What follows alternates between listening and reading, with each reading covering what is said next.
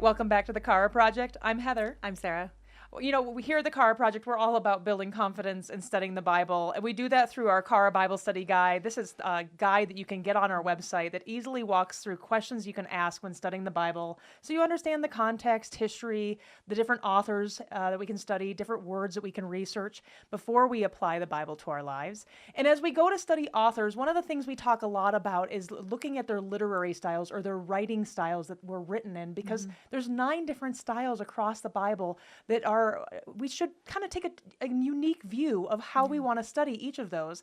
And so today we want to uncover a different literary style. This time we're going through the Gospels, which we can find in the New Testament. This is a great chance for us to get to know how do we study probably the most popular area that most people go to when they first start reading the Bible. How do we tackle Gospels? Sarah, walk us through that today. All right.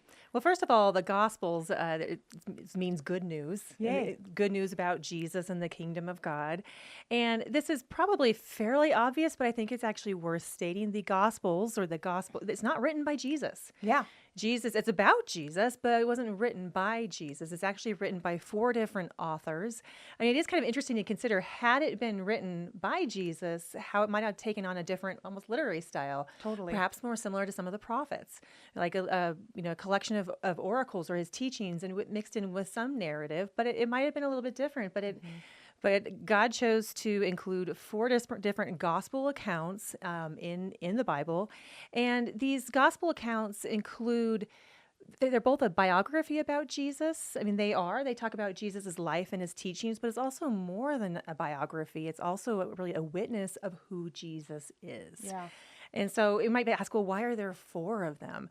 Well, although we may not know how to answer that with certainty, we can look at it and say, well, gosh, these different communities that they were trying to tell people about Jesus, they had different needs, they had different cultures, and so these 4 different gospel writers are writing to these different communities to let them know about Jesus, and they might have had different languages, different cultures, different understandings, and so we have these 4 different accounts of Jesus's life. I'm pretty excited, and I think it's pretty cool that we get 4 different accounts. Yeah. I mean, Acts is its own book. We only have one Acts. We only have one Romans. And so the fact that we get 4 different viewpoints from 4 different authors, Matthew, Mark, Luke, and John, that really are telling the story of Jesus from their different perspectives, I find fascinating. And so as we look at the different books, if you've ever read any of the Gospels, you'll probably see some similarities between Matthew, Mark, and Luke. They're called the Synoptic Gospels because they have a very similar way and a common view in which they wrote. It's very likely that Mark wrote his first. His is the shortest. It's 16 chapters. And then Matthew and Luke, the reason why many people think that theirs were written second is because a lot of the details are almost expanded on or built upon from Mark's book. It's almost like, hey, Mark, yours was too short. This is Heather's version. But hey, Mark, yours was a little too short. I want to fill in some gaps and some details that are going to add some more color to the stories that you were Mark accounting. has very little unique material found in his gospel. Totally. Most of that is, you would see also in, like you're saying, both in Matthew and Luke. Yeah, and I call Mark the speed dating book just because he just like whips through every single story super fast. And so it does create a great base for those 3 books and how they tell a cohesive story together. But then you also have John, which is a very unique book. It really doesn't use any of the other source material from the other 3 books. And so it does stand a little bit alone. But again, all 4 are so unique and so special. They're all worth reading if you haven't had a chance. Yeah, no, that's great. And also it's really good to know. And I don't know how often I really knew that, growing up or as I started out reading the Gospels. Right. So good to know. Today, we really are looking at how do we study the Gospels. And we're going to be really kind of camping in 2 areas. Heather mentioned the Chara Guide. And in the Chara Guide, you can download on our website. 2 of the things we talk about are history and author, the H and the A, the first A in Chara. And that's really kind of where we're going to be camping today. We're going to be looking at the historical context. That's something that you want to consider when you're reading the Gospels. We're also going to be looking at the author's purpose and perspective, really who they were writing to. So let's dive right in. Let's talk about historical context first. And when you're reading the Gospels, you really want to immerse yourself in the world in which Jesus lived. We're talking about first century culture and religion, which would have been Judaism. And our goal, and we've talked about this before, you would find this in the car guide, is to hear it the way the original audience would have heard it. That can be kind of tricky. Yeah. That can be a little bit difficult. We're removed by 2,000 years. We live in a Western culture, not an Eastern culture. There's a lot of differences. So we really need to try to do our homework and go back into Jesus' world and try to hear it how they would have heard it. This isn't always very easy, but it's something we want you to be aware of, at least be aware of it. And there's a lot of ways you can do this. One way is actually if you're reading along in a story, in particularly the synoptic gospels, like you were talking about, Matthew, Mark, and Luke. If you're reading one of the stories or teachings there, you might be able to go to one of the other gospels and read the same story there and see if that adds any clarity or insight in how they told the same story or the context surrounding it. Actually, an example of this is Luke 14:26. Jesus basically says, hey, if anyone doesn't hate his own mother or father, he cannot be my disciple. Well, that's kind of complicated, right? Like, what does Jesus mean by, gosh, if you don't hate your father or mother, you can't be my disciple? Well, if we actually turn over to Matthew's account, Matthew 10:37 explains it a little bit, I think, clearer for us. And he says, the one who loves a father or mother more than me, this is Jesus speaking. If you love your father or mother, your brother or your sister more than me, they're not worthy of me. And the one who loves a son or a daughter more than me is not worthy of me. So we start to see when we can look and kind of compare the same story or the same teaching in two different gospels, kind of the intent or the meaning behind it, which really is, gosh, put me first. If you're my disciple, you got to put me first ahead of everything else. And you're figuring in those differences between the different gospels and finding common stories by using cross-references more often than not. Sometimes study Bible notes will also note it to be like, hey, look over here, just so that you can compare the stories and contrast them. Yeah, that really, you just mentioned a study Bible is another important, I think, tool in understanding historical context, because a good study Bible will give that to you. Absolutely. And it's so incredibly helpful. So that's, I mean, boy, I read my study Bible notes all the time. Yeah. You know, also considering, gosh, who it was written to. We're going to be talking about this more than once, but who was it written to? What if Jesus was teaching? Why did he say it that way? Looking at who the audience was. Yeah, really who was Jesus talking to is a big one, because whether it's the Pharisees versus his disciples might change the way that we are listening or to Jesus and his teaching, for sure. Yeah, absolutely.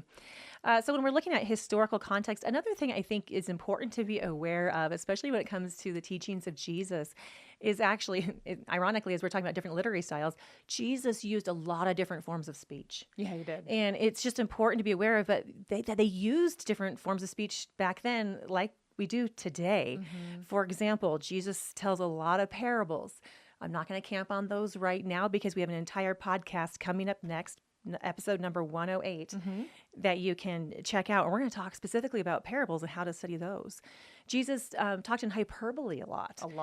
Using exaggeration, purposeful exaggeration to make a point. When Jesus tells his disciples to gouge out an offending eye or to cut off an arm, he's saying take sin seriously and get rid of anything that is causing you sin in your life. We're not supposed to actually gouge out our eye. That isn't the point. He's using hyperbole to make a point here. Well, and you just used one earlier on in Luke 14:26, where it talks about hate your father and mother, right? He's not actually saying hate them. He's talking about, hey, are you willing to put Jesus first in your lives? That language is a shock value to try to get the attention of the audience. Yeah. He's making a point there. So be aware that Jesus does that a lot. He uses similes and metaphors. In Matthew 10:16, he says, look, he tells his disciples, I'm sending you out like sheep among wolves. Therefore be as shrewd as serpents and as innocent as doves. He's using simile and metaphor. We're fairly familiar with those in our day too, but Jesus did that a lot. Well, yeah, and he also used humor, and sometimes the humor is lost on us. Like in Matthew 7:5, he actually says, take the plank out of your own eye, right? We may not sit like, go, hee, that's funny, but back then that was actually quite hilarious. And so he'll mix the hyperboles with humor to try to, again, engage his audience. Jesus was masterful at engaging his audience with word pictures. He really was. I mean, gosh, he asked a lot of questions. I mean, he just used a lot of, he spoke in proverbs. Yeah. He used a lot of different forms of speech to communicate his point, and it's helpful for us to be aware of that. Love that. And okay, so that's a little bit about historical context and it's really important for us to kind of dive back into their world. Also, we want to look at the author and try to grasp what was the author's purpose and even his perspective. And so let's talk about purpose first. Sometimes it's given to us, and that's really handy when it is. Luke and John are great examples of that, where their purpose is actually, we can find it in the text itself. So in Luke, starting off in the very first 4 verses, Luke 1 through 4, it says, "Many have undertaken to draw up an account of the things that have been fulfilled among us, just as they were handed down to us by those who from the first were eyewitnesses and servants of the word. With this in mind, since I myself have carefully investigated everything from the beginning, I too decided to write an orderly account for you, most excellent Theophilus, so that you may know with certainty of the things that you have been taught."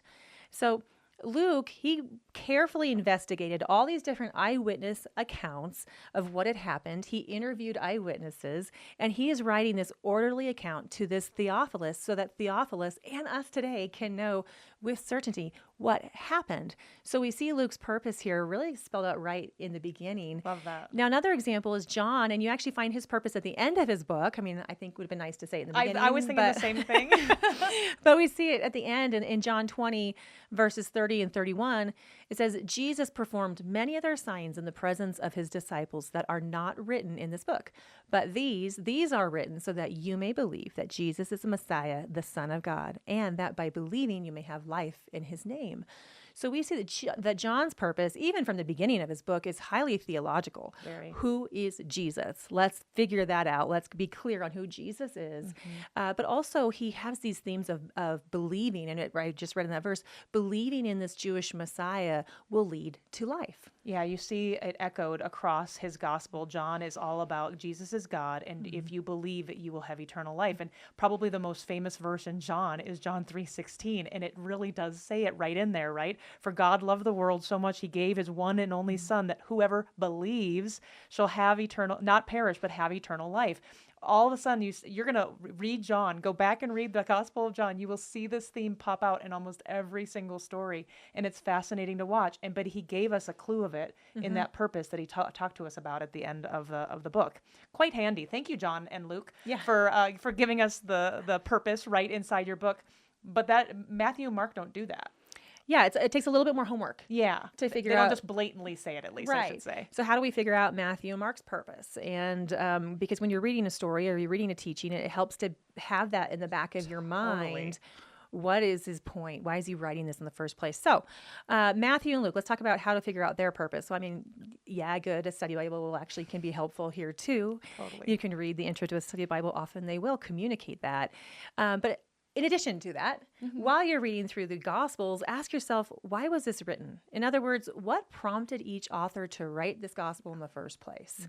Okay, and so it's not always explicitly stated, but there are clues throughout the text to help us understand why it was written. And one we've kind of already mentioned, but who it was written to. This is a really big clue.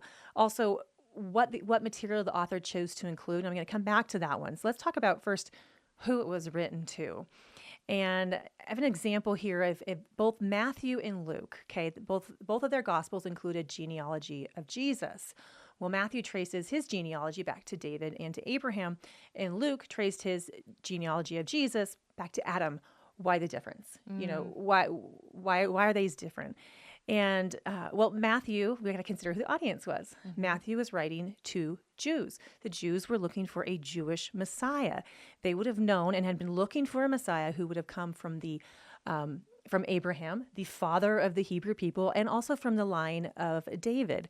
So Matthew traces the lineage back to both Abraham and David. This would have been very, very important for the Jewish audience to understand and to know. Now, Luke, he wrote his gospel to the Gentiles, predominantly a Greek audience. And so you see Jesus being traced all the way back to Adam, the first of all mankind, where we all can trace our lineage back to Adam being the father of all people. Well, and this is fascinating because Mark just skips the genealogies altogether. Yeah. He's just like, I'm not interested in that. You know, a lot of Latin terms are used instead of Greek equivalents, and he's rarely quoting the Old Testament. And we start to realize, his audience is to the Romans, where they may not care about Jesus' genealogy, and they may not necessarily understand some of the Old Testament nuances. In fact, oftentimes Mark was explaining the Jewish customs. So you start to understand his purpose and where he's drawing based on the fact that he's focused on that Roman audience that he's writing to. Yeah, for sure. Knowing who the gospel was really written to, who the author had in mind, really helps us account for some of those differences that we see. Another example is in one of Jesus' most famous and longest teachings, the Sermon on the Mount. We find this in two gospel accounts, both in Matthew and in Luke. Well, in Matthew's gospel account, it covers 3 chapters. It's quite long, and within that, and Luke's is much, much shorter. But in Matthew's account, he has a whole chapter, chapter 6. You're going to see that Jesus is correcting the religious leaders' misinterpretation of the Jewish law. And you see 6 times it's repeated, "You have heard that it was said, but I tell you this." And so Jesus corrects over and over again. He corrects their misinterpretation of the Jewish law, and he really takes it back to the heart of the law. Well, guess what? Luke does not include in his any of that because his audience would not have been familiar with the Jewish law. So Luke still gets to the heart of the message, and you actually find the golden rule wrapped right into Luke's account of the Sermon on the Mount in Luke 6:31. Do to others as you would have them do to you. That is something that a broader audience understands, even us today would understand. But to understand those Jewish laws, we have to do some of that homework, understand the historical context, understand why is Jesus saying that in Matthew's account. That's right. So once again, we see that knowing the audience can kind of help us understand why there's some differences. The Sermon on the Mount is another great example there. So when we're determining, again, trying to figure out the author's purpose, we can look for clues in the text. We just were talking about who it was written to, but we can also look at what the author chose to include. Keep in mind that these stories, Jesus' teachings and the stories, the miracles, all those things were really, they may have been written down in some form, but also they were handed orally, like they were told orally to one another for about 30 years. And so when these gospel writers came and wrote the entire gospel accounts, in one piece, at that point, you're choosing, well, what stories to include, what teachings to include, and really in what order. Let me show you. John actually speaks to this. Yeah. At the end of his gospel, John 20, verses 30 through 31. And he says, and there are also many other things that Jesus did, which if every one of them were written down, I suppose not even the world itself could contain the books that would be written. Oh, I love that, but it also is like, I want to know those stories. I'd love to know what was not included, but it's important for us to recognize that not every detail is going to be included, right?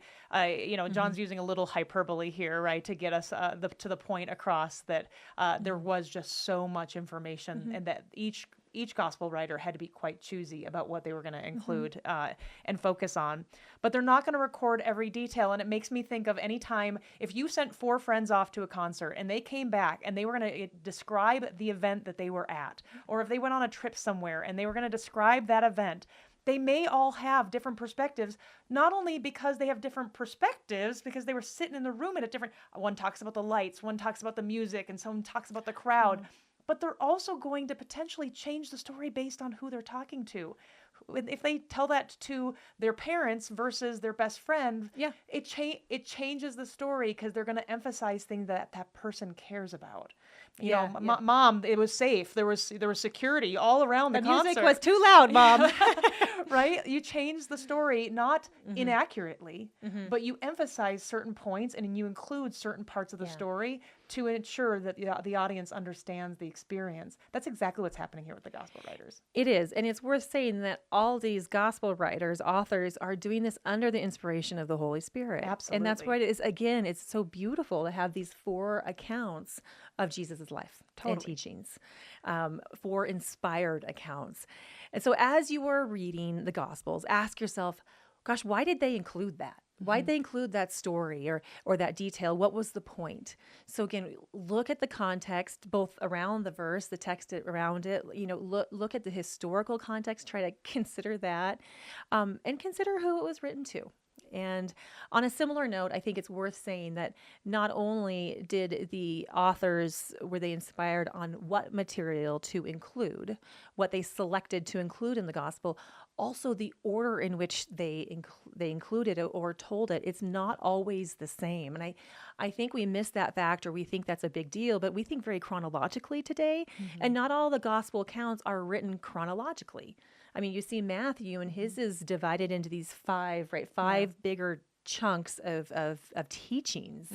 And so you just, they're not all chronological. And so also not only what they included, but the order in which they included it would have also been inspired, and something to consider. Yeah. Yeah. So when we're talking about purpose here, we've been looking at, what was the author's purpose, but I also want to consider what was the author's perspective, and how do we look for that? And Heather, do you want to take this away? What do I even mean by that? So, I mean, we've already touched on this a little bit, right? I mean, we've actually talked about how the different authors had different audiences in which they were writing to, and that changes the perspective in which they're going to write through. And so let's just quickly go through each gospel so that as you're reading each gospel, you know what to potentially be thinking about from their perspective. Matthew. We already have noted that he's writing to a Jewish audience. He himself was of the Jewish descent, and so oftentimes he's not only talking about Jewish customs, he's referencing the Old Testament the most out of any single gospel. But on top of that, he's emphasizing that Jesus is the Jewish king, because that's what Jewish people were looking for, was that Jewish Messiah. So you see that theme come through Matthew loud and clear. When it comes to Luke, Luke's gospel is very much, he's a Gentile. He's not a Jewish person. And so he's not only capturing for his audience that Jesus is the savior of the world, but he's capturing the humanity. And so that's why that genealogy, Sarah, that you mentioned, goes all the way back to Adam. This is how he wants to remember Jesus and make sure that the Gentiles understand this is somebody from the beginning of time that we've been looking for. I also, on that humanity aspect, I love that Luke begins his gospel with two birth stories. Yes, we see the birth of John the Baptist and the birth of Jesus. And if you know that Luke was also a physician, that totally makes sense. Right. Well, and he just has, so because he's a physician, knowing that perspective, lots of detail from Luke. He writes down cities and states and places and people very detailed because he was a doctor and he wanted to make sure people captured that. Mark, we already talked about his speed dating through the gospel story.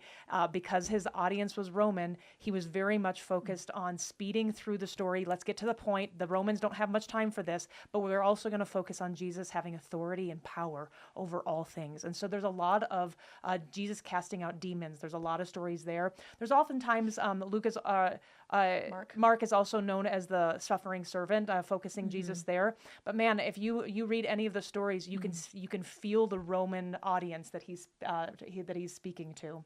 And then we've already talked about John. John was one of the last books to be written, and so you can almost sense that John is looking back at time and saying, okay, we know all the oral stories that are being shared, and want to make sure that we really capture. He was one of the closest people to Jesus. He was in the core three people that Jesus hung out with. He really wants to capture who Jesus is. And so he captures the thing that we want to not miss the most. Jesus is God and his deity. And so again, that theme of that theological stuff that comes out with John about Jesus being God and that we need to believe in him in order to be saved, that comes out loud and clear. And because his perspective is, I don't want you to miss this. This is important stuff. And so again, read those gospels through that lens changes the way that you understand the gospels when you're thinking about that purpose, Sarah, as well as their perspective, their audience. It really does bring to life each gospel account. I truly love that. That's actually what's made the gospels exciting for me to study again. Yeah, that's great. Yeah. That's great.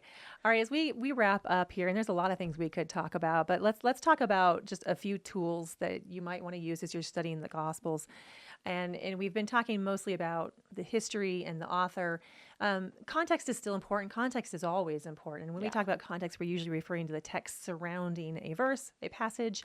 Always consider that. Always consider the immediate context and the book context. But what we did talk about, I'm just going to reference it one more time, is also consider jumping to the other Gospels and seeing if their stories, if there's an account of, some stories are unique to a given Gospel, and sometimes you do see them repeated. Right. So look to one of the other Gospel accounts and see if that adds some clarity. It can be very, very helpful. And historical context, we've talked about that. trying to understand, immerse yourself in their culture. And one of the best ways to do that, in addition to asking who the audience was and all that, really is a study Bible. It is. And so we do recommend a study Bible that can give you some of that historical context.